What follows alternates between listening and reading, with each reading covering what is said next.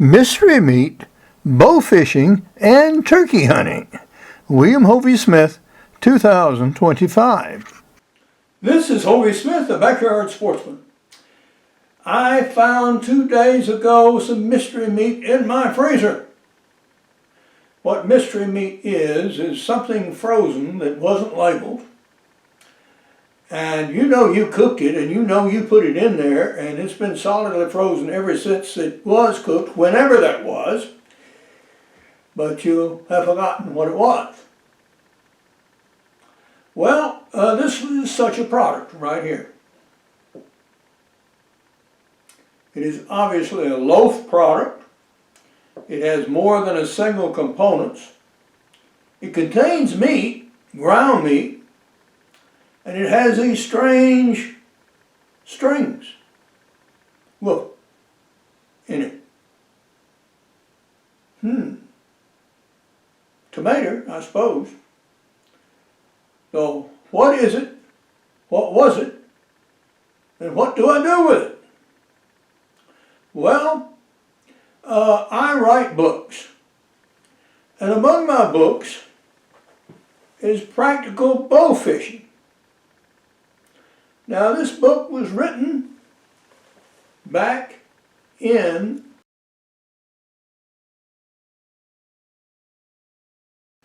and the last big fish that I had that I remember grinding and maybe making into a meatloaf was a drum. And the product was not particularly fishy tasting. Nor is this. What is it?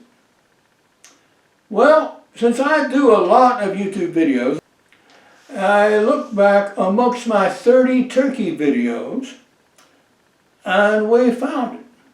Stringy turkey loaf from Bulk Products from 2022.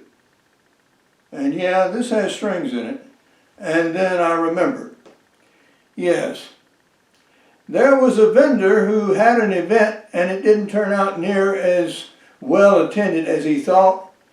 So he had bulk sliced turkey, some 2,000 slices per package. And I eat maybe 8 turkey sandwiches a year, and frozen tomatoes and frozen chopped onions. And I wound up with these. And what do I do with sliced turkey? Well, so I ground it, and I took the onions and incorporated them and some bell peppers and breadcrumbs to make a turkey loaf. And what it turns out is a very neutral tasting loaf. And if you're interested in the recipe, well, you can go back to that video and find it exactly spelled out as to what I did with it. Well, to me, it tastes something like a very mild fish. So what I did with it when I rediscovered it and ate it and thought it was fish is I treated it like fish. And so I put a mustard sauce on it. I tried a little bit with cocktail sauce. And both of those did very well indeed. So this is a pseudo fish loaf, and so we are consuming it. Now, concerning turkey season, we're now just the end of deer season. All right, so now is the time to get ready for 2 other seasons. Yeah, bow fishing season is coming.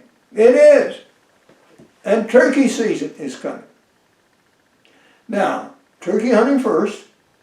We have a video getting ready for turkey hunting with Bon Richard, which was recorded in 2021. And I encourage every turkey hunter to go back and see that video.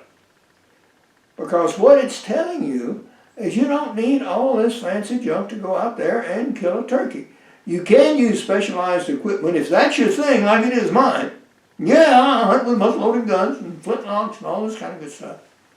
It makes it a little more exciting for me. But it doesn't have to be that way. And this takes you step by step with what you need to do to go out there and help ensure that you get your turkey this year. In short, use what you got. Don't go out and buy a whole bunch of new stuff.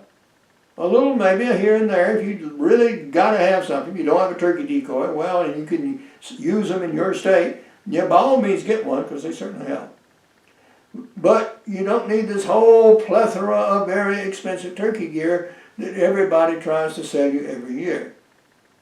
No. There'll always be a new turkey call. There'll always be a new, fancier, more expensive gun. There'll always be a gun with a tighter choke every year, or at least so claimed. And most of the time, you don't need it.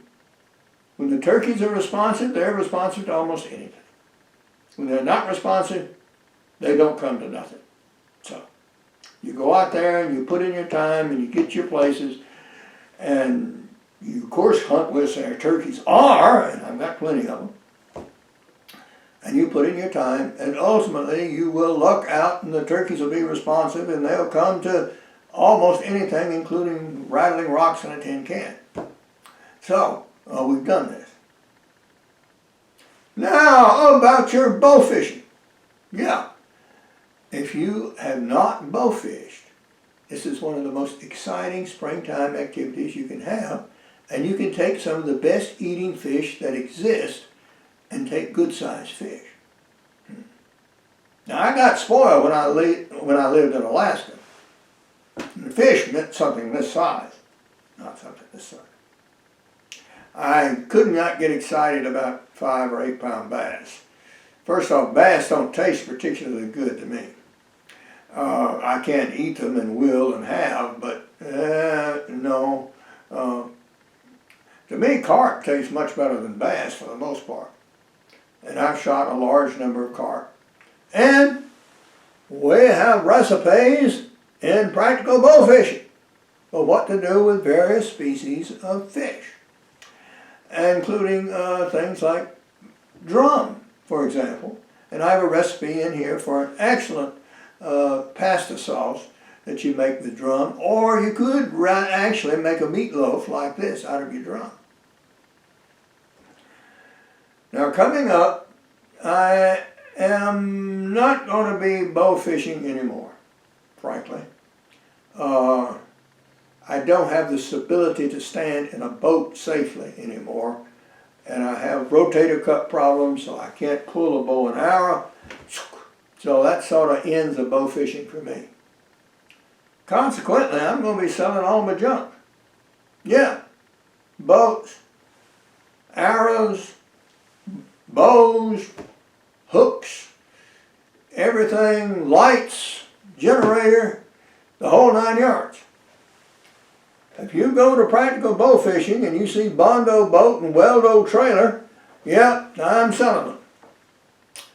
They proved themselves, took them all the way across the country from Charleston, South Carolina, all the way to Grays Harbor, Washington State, and back, by the way.